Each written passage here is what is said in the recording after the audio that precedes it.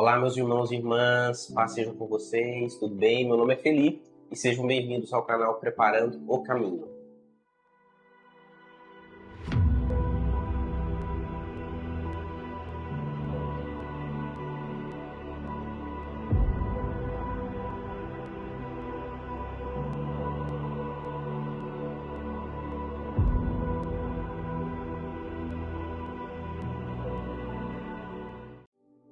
O canal Preparando o Caminho ele é uma resposta ao chamado que Deus nos entregou ainda no início de 2025, não só para a minha vida, para a vida da minha esposa, da minha casa, mas eu creio que para você, para todas aquelas pessoas que Deus tem levantado no espírito de João Batista, eu creio muito nisso, para preparar esse caminho para o retorno, para a volta de Jesus Cristo.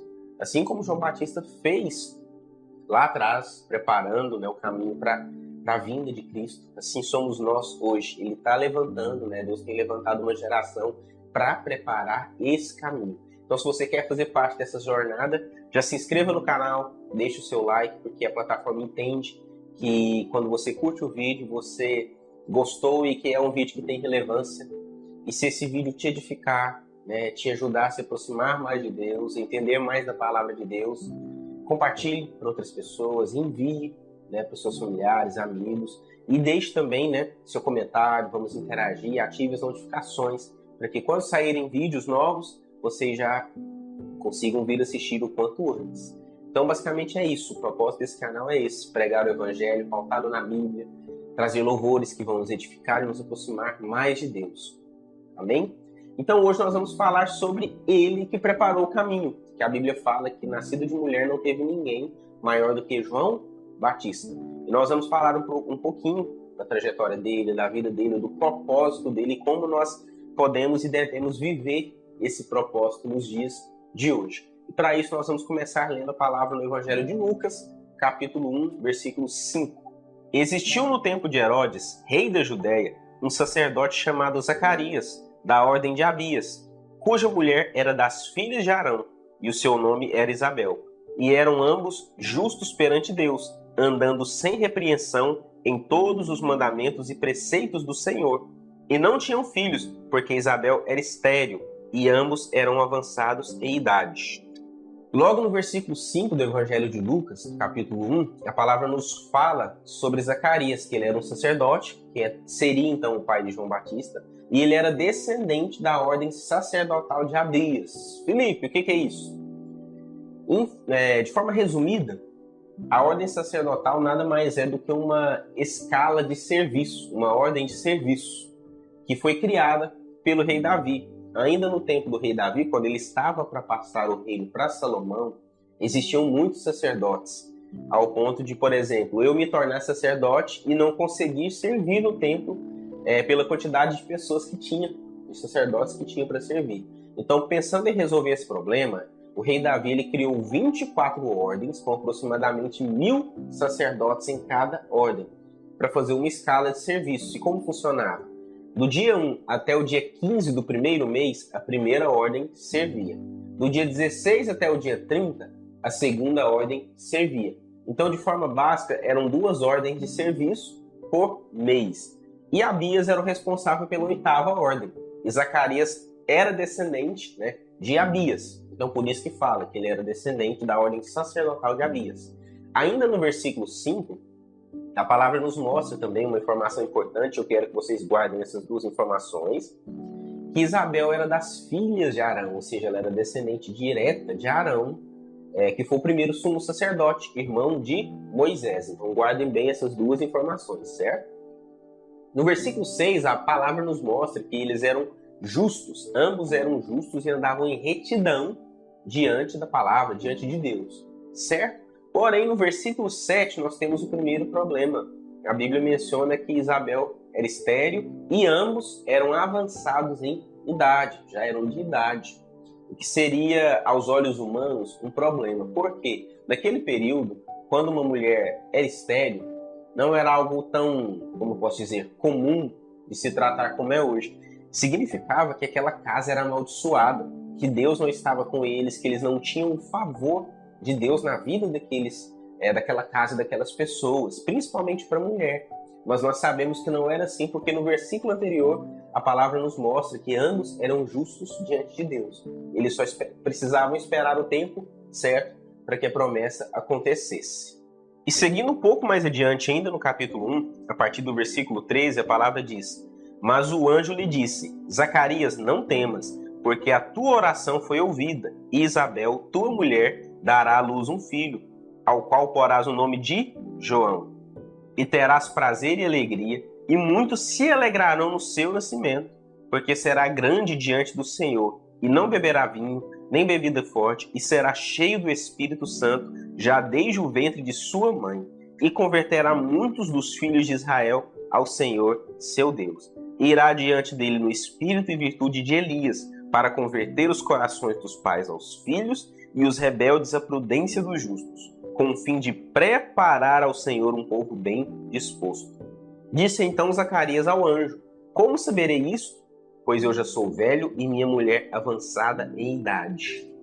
Um pouco antes desse versículo 13, a Bíblia nos mostra, e você deve ler na sua casa, capítulo 1 inteiro, que dentre todos esses 1000 sacerdotes, vamos ter esse número como parâmetro, não era possível precisar, a Bíblia não menciona se naquele período de João Batista tinha os 1000 sacerdotes, mas vamos tomar esse número como parâmetro, né?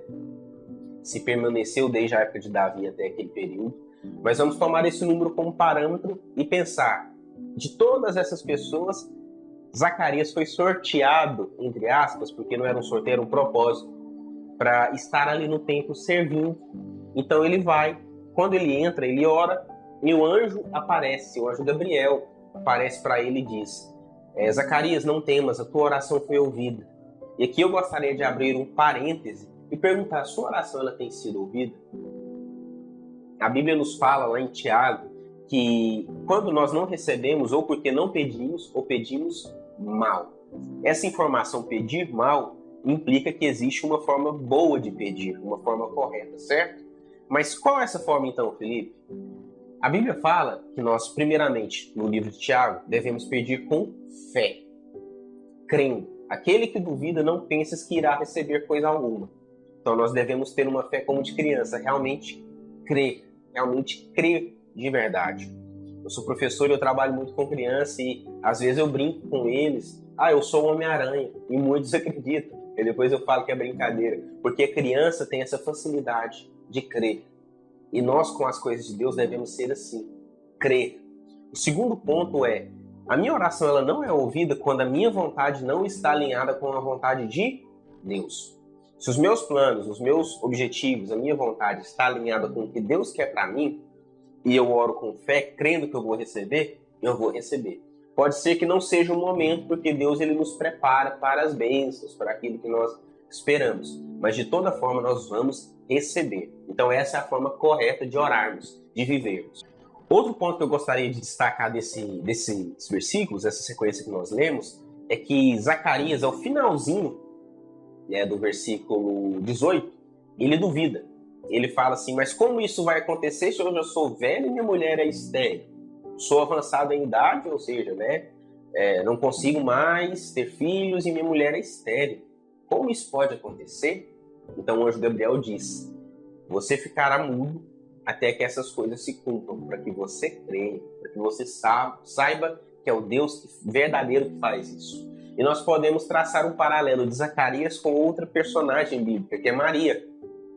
Pois o mesmo anjo Gabriel, que avisou Zacarias sobre João Batista, posteriormente ele iria à casa de Maria. Ele foi à casa de Maria para falar sobre o nascimento de Jesus. E ele diz: Maria, agraciada és tu entre as mulheres, e você irá conceber Jesus, o Filho do Deus Altíssimo, aquele que irá salvar o mundo dos seus pecados. Maria, ela não duvida, ela só pergunta: ok, mas como que eu posso conceber? Como que vai acontecer isso se eu sou virgem? O tom é nitidamente diferente quando você lê a palavra. E o anjo fala: você vai conceber pelo Espírito. Então Maria tinha muitos motivos para duvidar. Ela era nova, adolescente, ela não havia conhecido nenhum homem, era virgem. Então como que ela poderia conceber um filho? Mas quando o anjo Gabriel responde, ela fala: eis aqui a tua serva, seja feita conforme a vontade do Senhor. E aí outra pergunta: como é a nossa postura? Eu sou Zacarias? Eu duvido? Ou eu sou Maria? Eu creio. Diante das coisas que Deus me ordena, diante das coisas de Deus, eu creio, então somente vou, como Samuel também fez, eis-me aqui, como Isaías também fez, eis-me aqui, envia-me a mim. Nós somos igual a eles ou igual a Zacarias, que duvida, que questiona, que fala, que murmura? Qual tem sido a nossa postura diante de Deus e diante dos mandamentos, daquilo que Deus nos fala e nos ordena? Fica também a reflexão. E aí, então, nós vamos para o versículo 57. E completou-se para Isabel o tempo de dar à luz e teve um filho. E os seus vizinhos e parentes ouviram que tinha Deus usado para com ela de grande misericórdia, e alegraram-se com ela. E aconteceu que, ao 8º dia, vieram circuncidar o menino, e lhe chamavam Zacarias, o nome de seu pai. E respondendo sua mãe, disse, não, porém será chamado João. E disseram-lhe, ninguém há na tua parentela que se chame por este nome. E perguntaram por acenos ao pai, como queria que lhe chamasse. E pedindo ele uma tabuinha de escrever, escreveu dizendo, o seu nome é João. E todos se maravilharam. E logo a boca se lhe abriu, e a língua se lhe soltou, e falava louvando a Deus. Aqui a palavra nos mostra o cumprimento da promessa que Deus havia feito e entregado a mensagem através do anjo Gabriel. E quando João foi nascer, o sacerdote responsável por circuncidar o menino, circuncidar João, ele queria chamar Zacarias. Por quê? Porque era um costume da época. Vou tomar meu nome como exemplo, né? Felipe. Poderia ser costume colocar o nome do meu filho de Felipe Filho, Felipe Júnior, ou vamos supor que na minha família tem um Fábio, eu vou colocar o nome do meu filho de Fábio, eu tenho um Juliano, eu vou colocar de Juliano, etc. Era comum, naquele período, colocar nomes que já faziam parte da família. Então, João não fazia parte da família de Zacarias nem de Isabel. Então, por isso o sacerdote ele questiona. Mas então Zacarias pega a tabuinha de escrever e fala o nome dele será João. O nome dele é João. E então a boca dele se abre e ele começa a glorificar a Deus, cumprindo aquilo que o anjo havia lhe falado. Você ficará mudo até que essas coisas se cumpram porque você duvidou. Aí uma das consequências de quando nós duvidamos do que Deus fala, nós colhemos consequências. Então nós temos que crer. E eu gostaria de chamar a atenção para esse ponto, porque quando nós falamos de nome, nós estamos falando de identidade. O nosso nome ele carrega a nossa identidade, quem nós somos. A Bíblia fala lá em Apocalipse, quando nós formos arrebatados, nós vamos receber uma pedrinha com o nosso nome, um nome único que Deus deu para cada um de nós. Mas até lá nós temos um nome aqui na Terra. E esse nome é responsável por carregar a nossa identidade. E eu te pergunto, quem é você? Você já se fez essa pergunta? Quem sou eu? Verdadeiramente? Quem pode responder essa pergunta não sou eu, não é o seu pastor, a sua pastora, não é seu irmão, sua mãe, seu pai, ninguém, a não ser Deus. Quem melhor do que o Criador para dizer quem é a criatura? Então, o nosso nome ele carrega a nossa identidade e nós precisamos, em primeiro lugar, descobrir quem nós somos em Deus. Porque se eu não sei quem eu sou em Deus, eu não consigo viver com Deus, eu não consigo viver o meu propósito. E como eu descobri isso, Felipe? No lugar secreto, em oração, me relacionando com Deus, lendo a Bíblia, jejum. É dessa forma que Deus vai revelando a minha identidade, quem eu sou nele. E a partir do momento que eu descubro a minha identidade, eu sei o meu propósito. Aqui, quando o momento de João Batista nascer chegou, diversas palavras sobre o propósito e sobre quem ele seria foram proferidas. Né? Se alegrarão com o nascimento dele, ele será cheio do Espírito Santo, ele irá preparar um povo, etc. Ele tinha um propósito, porque ele tinha uma identidade. É impossível eu saber o meu propósito se eu não sei a minha identidade. E outra pergunta de milhões, né, que muitas pessoas fazem, vão buscar ajuda em tantas coisas aqui na Terra, que é, o que eu vim fazer no mundo? Qual o meu propósito aqui? Isso só é possível descobrir em Deus quando eu descubro a minha identidade. Eu sei quem eu sou e sei para o que eu vim na Terra. Todos nós temos um propósito. E esse propósito real, genuíno, é só Deus quem sabe. Todo o resto é mentira, é ilusão. Que Satanás, que o inimigo, coloca para nos desvirtuar, para nos tirar do caminho. Se não fosse assim, então não teria problema João chamar Zacarias. Não precisava ser João o nome dele, não precisava ser Jesus o nome de Jesus, né? Não poderia ser qualquer um outro, mas não. Deus deu ordens específicas e queria aqueles nomes, porque o nome carrega identidade, e quando a gente descobre a nossa identidade, a gente descobre o nosso propósito. Então, se você ainda não sabe qual a sua identidade em Deus, corra para os pés dele, busque ele, e assim você descobrirá quem você é no Pai e qual o seu propósito aqui. E agora nós vamos para o último versículo do capítulo 1 de Lucas, que é o versículo 80. E o menino crescia e se robustecia em espírito, e esteve nos desertos até o dia em que havia de mostrar-se a Israel. Já começa que logo no versículo fica espantado, né, de ver uma criança vivendo no deserto. Por si só, essa informação já é extremamente interessante, certo? Ou vocês não concordam? Então, a Bíblia fala que ele crescia e se robustecia nos estudos, na faculdade, no trabalho. É isso? Não. No espírito.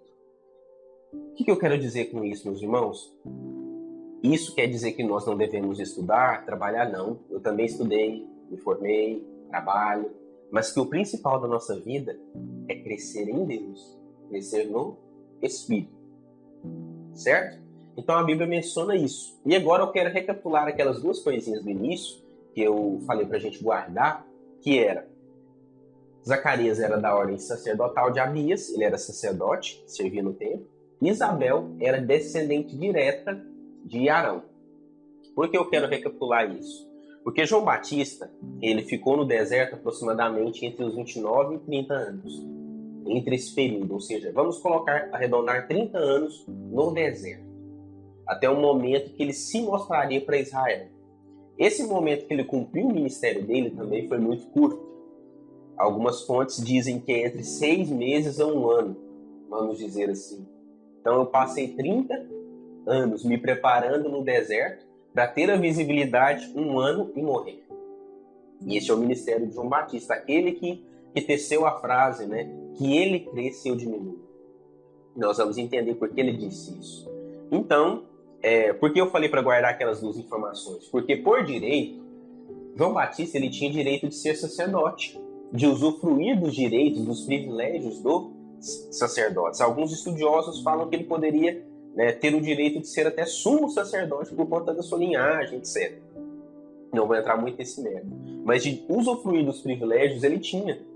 Quais privilégios, Felipe? Vestir as roupas mais caras, dos melhores panos, um linho fino. Ser honrado, receber as honrarias. Sentar-se nos lugares de honra, de destaque. Ser adorado, louvado pelas ruas, pelas sinagogas onde passavam, comer das melhores coisas, os pães da presença, os primeiros frutos, tudo isso os sacerdotes eles comiam. Tudo que tinha de melhor era oferecido para eles. E o que João Batista fez? Renunciou tudo isso, foi morar no deserto para comer o quê? Mel e gafanhoto, mel silvestre e gafanhoto. O que ele vestia? A Bíblia menciona que ele vestia roupas de pele de camelo. E até para isso tem um propósito. Algumas fontes dizem que era uma roupa dura, pela pele de camelo ser um pouco rígida, então não era muito confortável, mas até nisso eu creio que tinha um propósito, porque lá em Levíticos fala que o camelo ele era um animal impuro. Então João Batista vestia aquelas roupas de camelo, não por pecado ou desobediência à Bíblia, não, mas para confrontar o sistema religioso da época. Até Jesus disse, não é o que você come de fora para dentro que contamina, mas é o que está de dentro para fora.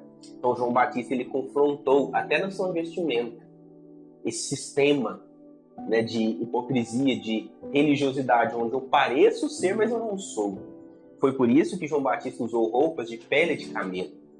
Então, João Batista, ele realmente não só falou que ele cresceu de diminuiu, mas ele entendeu e ele viveu, porque ele tinha todos os privilégios. Vamos trazer para o dia de hoje. Então, vamos supor, trazendo para os dias de hoje, que eu sou filho de um renomado empresário, muito rico, e eu tenho direito a diversos privilégios, mas eu escolho renunciar a isso tudo. Tem os cachorrinhos latindo aqui, eu vou ter que fazer um corte, não é? Bom, tive que fazer um pequeno corte, que os cachorrinhos do vizinho ali estavam latindo. Vamos ver se vai dar certo, se vai dar certo continuar. Se cessou. Então, voltando para aquele exemplo que eu queria dar, vamos supor que nos dias de hoje eu seja filho de um grande empresário, né? Eu tenho direito de herdar a Apple, por exemplo, e tenho muitas riquezas, mas eu escolho renunciar a tudo isso para ir morar num deserto, lá pelo Oriente Médio, para aprender mais de Deus e para viver para Deus. De forma precária, aos olhos humanos, né? Comendo pouco, mal tomando banho. Isso para muitos é loucura. E João Batista, ele era tido como louco naquela época. Ele era tido como fanático, como um cara, assim, usando o português mais claro, estranho, esquisito. Porém, era uma pessoa que vivia para Deus e tinha os olhos voltados totalmente para Ele. Ao ponto de falar que Ele cresça e eu diminuo. Eu sou apenas um amigo do noivo, não sou o noivo. E aqui nós vamos seguir agora para o Evangelho de Lucas, capítulo 3, que diz o seguinte: E no ano 15 do império de Tibério César, sendo Pôncio Pilatos governador da Judéia, Herodes tetrarca da Galiléia, seu irmão Filipe tetrarca da Itureia e da província de Traconites e Lisânias, tetrarca de Abilene, sendo Anás e Caifás sumos sacerdotes, veio no deserto a palavra de Deus a João, filho de Zacarias, e percorreu toda a terra ao redor do Jordão, pregando o batismo de arrependimento para o perdão dos pecados. Segundo o que está escrito no livro das palavras do profeta Isaías, que diz: Voz do que clama no deserto, preparai o caminho do Senhor, endireitai as suas veredas.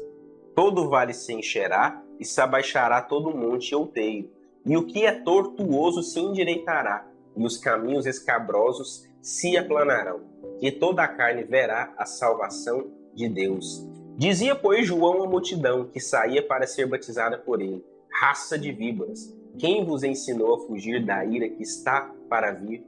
Produzi, pois, frutos dignos de arrependimento, e não comeceis a dizer em vós mesmos: Temos Abraão por pai, porque eu vos digo que até destas pedras pode Deus suscitar filhos a Abraão. E também já está posto o machado à raiz das árvores. Toda árvore, pois, que não dá bom fruto, corta-se e lança-se no fogo. Aqui nós já vemos o início do ministério de João Batista descendo o chicote de todo mundo, descendo a chicotada. E é interessante, nós podemos dividir esses versículos, essa sequência, em duas partes. A primeira que eu gostaria de destacar é justamente sobre o chamado de João Batista. E vou dividir ele também em três tópicos. Qual que era o primeiro tópico do chamado de João Batista? Pregar o arrependimento. O que é o arrependimento? Eu pequei, errei, reconheci, me arrependi e mudei a rota. O arrependimento é a mudança de rota. Não existe, meus irmãos, arrependimento sem mudança de rota, sem mudança de vida, sem mudança, sem transformação. Se eu me arrependi, digo eu, mas não mudei o que eu fazia, não mudei a minha vida, não mudei aquilo que me afastava de Deus, eu não me arrependi. Eu simplesmente senti um remorso, uma culpa, qualquer coisa menos o arrependimento. Então, primeiro ponto, o arrependimento ele precisa vir acompanhado de uma mudança. Essa mudança é endireitar o caminho, endireitar as veredas, né? A Bíblia fala, né, que todo monte vai se abaixar, né? As águas vão aplanar, tudo vai ser, endireitado. Vai ser retinho. Aquilo que era torto vai vir para o caminho. Isso é parte do arrependimento. Então, eu me arrependo verdadeiramente, o primeiro tópico. Segundo, eu endireito aquilo que era torto na minha vida. Eu abro mão, né, daquilo que era torto na minha vida. A partir disso, o evangelho ele é pregado através da minha vida. Porque se eu arrependi, se eu transformei, as pessoas vão ver Cristo em mim. Vocês já passaram por aquela situação onde uma pessoa que te conheceu antes da conversão e após da conversão te encontra e diz: nossa, mas você mudou tanto, você está tão diferente, até o seu semblante mudou. Se você se converteu e não passou por isso, se você está na igreja 5, 10, 15, 20 anos e ninguém consegue ver transformação na sua vida, eu sinto lhe dizer, mas você tem que preocupar. Não existe evangelho sem transformação. Eu não posso servir a Deus e não ser transformado todos os dias. me arrepender daquilo que eu fazia e mudar a rota, endireitar o caminho. Se isso não existe na minha vida, nós estamos vivendo apenas a religião. Religião não transforma. Jesus Cristo, o Evangelho verdadeiro, pautado na palavra, sim.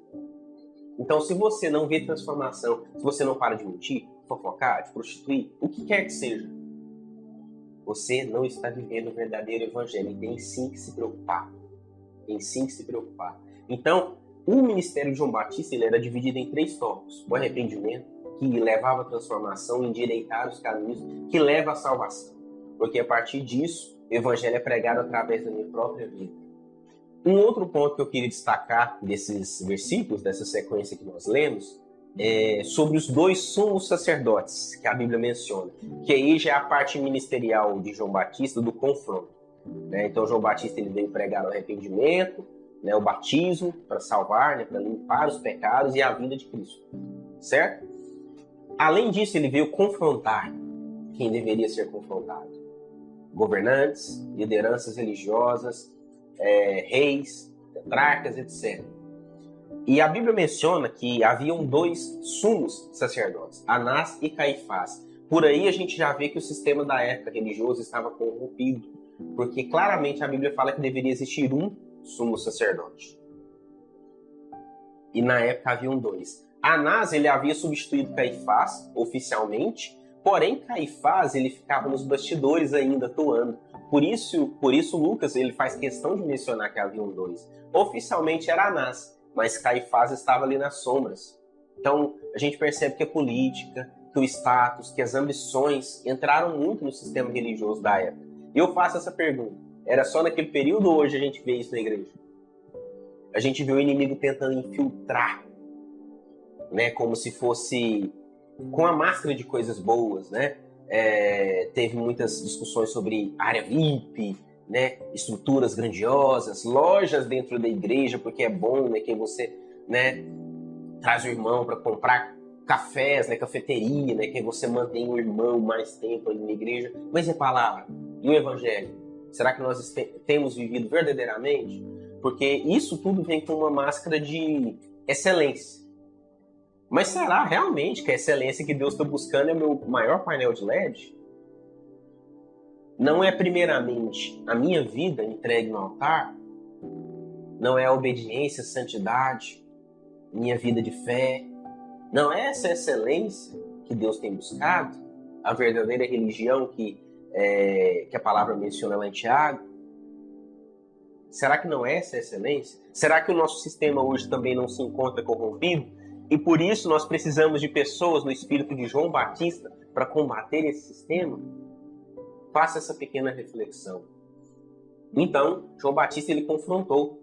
Então, naquela época, o sistema estava corrompido. E foi justamente por confrontar esse sistema corrompido que João Batista seguiu o caminho da morte. E é o que nós vamos ver agora. Nós vamos para o Evangelho de Marcos, a partir do capítulo 6, versículo 14, que diz o seguinte: E ouviu isto o rei Herodes, porque o nome de Jesus se tornara notório, e disse: João, o que batizava, ressuscitou dentre os mortos, e por isso estas maravilhas operam nele.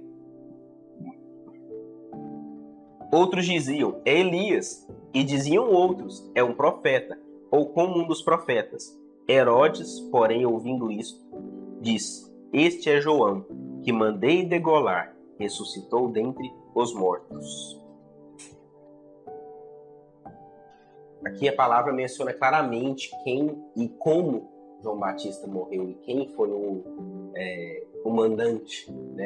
Herodes, o rei Herodes mandou matar João Batista de forma trágica, de forma cruel, decapitado. E eu gostaria de destacar alguns pontos do porquê, do que levou isso. Naquele período, a palavra mostra que Jesus, o ministério dele estava crescendo, ele estava ganhando notoriedade, nome, E as pessoas começaram a questionar: mas era João? Esse é João? Herodes fala: não, João eu matei.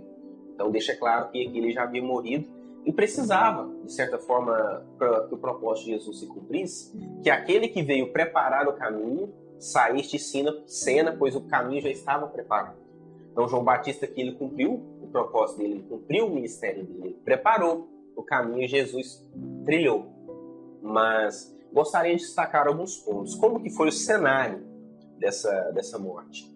Era uma festa, creio que vocês devem conhecer a história, onde Herodes estava embriagado e ele estava se relacionando há algum tempo já com Herodias, mulher do seu irmão.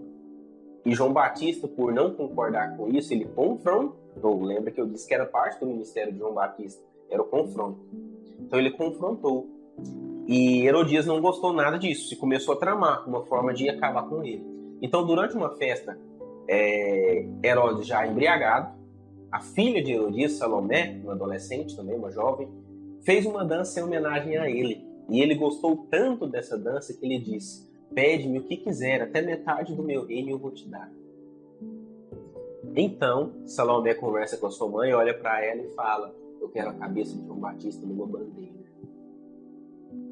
E aí, é o fim ministerial de João Batista.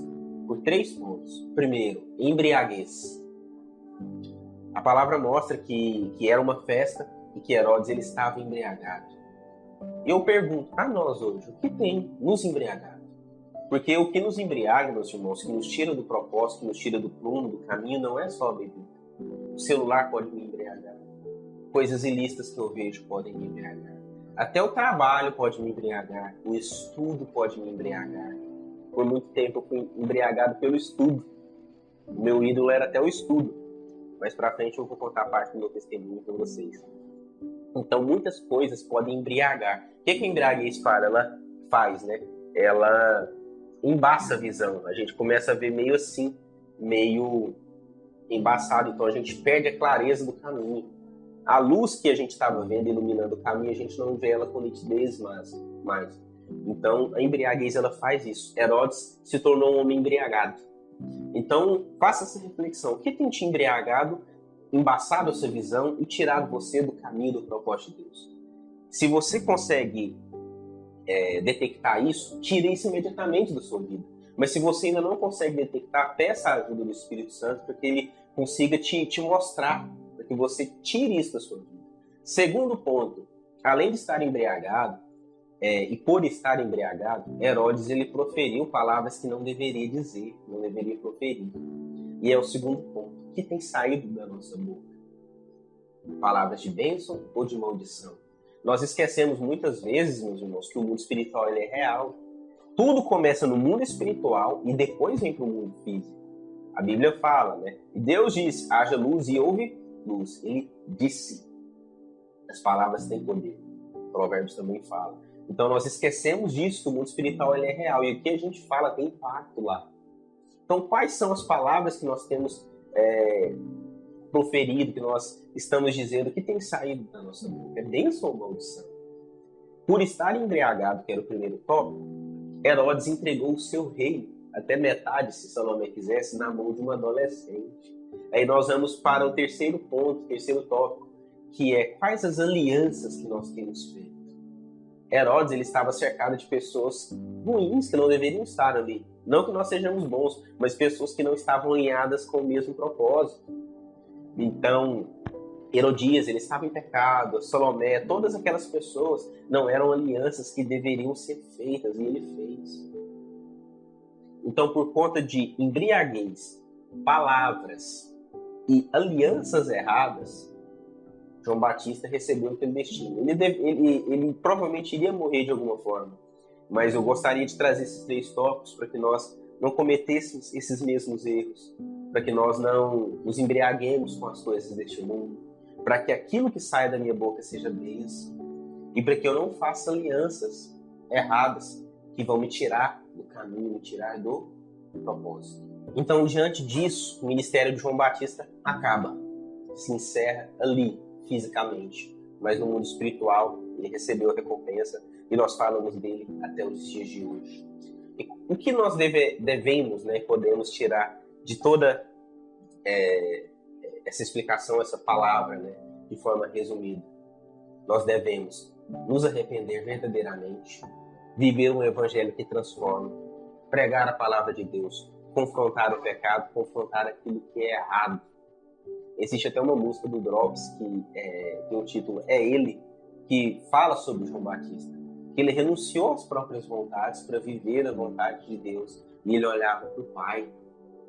Ele fala, eu acho muito bonito no Evangelho de João, que ele não era o noivo, porque os discípulos estavam questionando. João, tem um cara aí batizando também, fazendo coisa, tá, nananana, mais do que você, pensando em status, sabe? Competição. João Batista fala, ei, não. Eu não sou digno sequer de desatar as sandálias dele. Eu sou apenas um amigo do noivo que fica feliz com a chegada do noivo. E é esse espírito que Deus quer que nós tenhamos. Que Ele cresça nas nossas vidas e nós venhamos diminuir. E nós devemos sim cantar essas músicas. Sim cantar a música é Ele. Lembro que recentemente muitas pessoas questionando, não devo cantar essa música. Não devo cantar isso. Não, para de bobagem. Na verdade, a gente tem que parar de hipocrisia. Eu tenho que cantar sim, mas eu tenho que viver. E não deixar de cantar porque eu não quero viver. Porque, meus irmãos, se eu não quero viver isso, o que a gente está fazendo na igreja?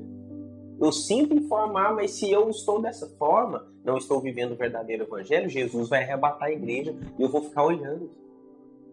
Eu vou ficar aqui para viver com o anticristo, no reinado dele, e sofrer todas as coisas que todos vão sofrer. E eu sinto, Deus ele tem falado, ele tem alertado muito, que ele em breve voltará. E nós precisamos estar nesse espírito, sim, de cantar a música a ele, mas mais ainda, de viver a música, de viver a palavra, renunciando o nosso eu, renunciando a nossa vida, gastando o nosso tempo, investindo o nosso tempo nas coisas de Deus, nas coisas do reino. Porque isso aqui tudo passa. A Bíblia fala que uma geração dura aproximadamente 70, 80 anos e no final é só canseira. O que são 80 anos diante de uma eternidade? Nós não temos nem dimensão do que é uma eternidade. E sério que nós vamos só nos preocupar com essas coisinhas daqui? Como a palavra fala, aquele que espera só para esse mundo é o mais miserável dos homens. É sério isso? Então chegou a hora de nós nos despertarmos enquanto corpo de Cristo, combater aquilo que tem tentado deturpar o Evangelho, aquilo que tem tentado trazer escuridão para dentro da igreja. Meus irmãos, leiam a Bíblia. Tudo que eu falei aqui, leiam, confiram na Bíblia. Qualquer pessoa que pregar para vocês, vão na Bíblia. A Bíblia é o nosso manual, é o nosso norte, a palavra. Não creiam em qualquer pessoa, em qualquer falsa doutrina, porque nós estamos nesse tempo onde falsos profetas irão surgir. Então leiam a Bíblia, busquem viver a verdade em Cristo, se relacionem com Ele e orem, se arrependam e preguem o Evangelho. É isso que Deus quer para nós. Amém? É isso que é preparar o caminho. É mudar de vida e pregar o verdadeiro Evangelho de Cristo, que Ele está voltando para salvar todos, aqueles que são os seus. Amém, meus irmãos? Gostaria de orar pela vida de todos vocês. Senhor, nosso Deus, nós nos colocamos aqui diante da Tua presença, agradecendo por esse momento de estudo da Tua palavra. Nós pedimos, Pai, que o Senhor venha com o Teu Espírito tocar essa mensagem nos nossos corações.